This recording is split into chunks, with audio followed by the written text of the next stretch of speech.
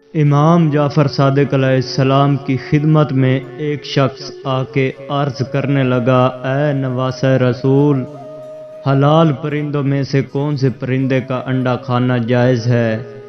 جیسے ہی یہ پوچھا گیا، امام جعفر صادق علیہ السلام نے فرمایا، اے شخص یاد رکھنا، اللہ کے رسول محمد مصطفیٰ صلی اللہ علیہ وآلہ وسلم نے فرمایا، جن انڈوں کے دونوں اطراف ایک دوسرے سے مختلف ہوں ان کا کھانا جائز ہے، اور جن کے اطراف ایک جیسے ہوں ان کا کھانا جائز نہیں ہے۔